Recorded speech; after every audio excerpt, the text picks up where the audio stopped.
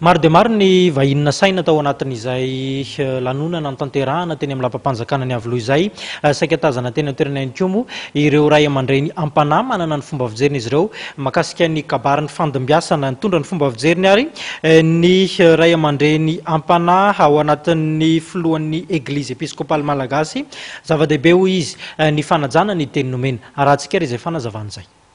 Ilaina ny fiovana toe-tsaina ahafahana mandroso ary ilaina ihany koa ny asa misy fiantraikany amin'ny lafiny sosialy sy toe-karena ary ilaina ihany koa ny fampiarana ny voalaza. Io no nambaran'ny filohan'ny eglizy episkopaly malagasy Monseigneur Ranarivelo Samuel Ajonina raha nanontaniana mikasika ny kabaran'ny filoham-pirenena nandritra ny lanonana fampiarabana ny tratron'ny taona 2024.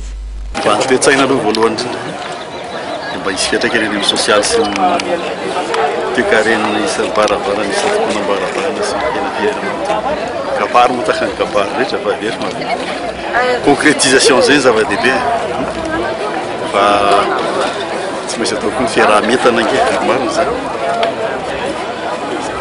fa zay na ny losikako tsotra be fa samy manana ny anjara biriky daholo ny rehetrarehetra samy miezaka mitondra zay tandrika zay.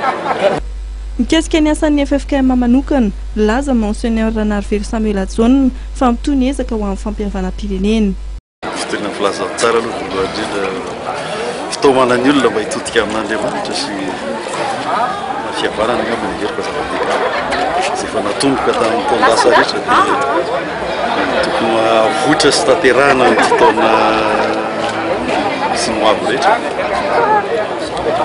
ireny heriko zava-dehibe. Samy nanatrika ny lanonana teny amin'ny lapan'ny avloa avokoa ny lehibe mpiangonana efatra ao anatin'ny FFKM androany. Ny FFKM izay iova fitantanana mandritra ity volana janoary ity.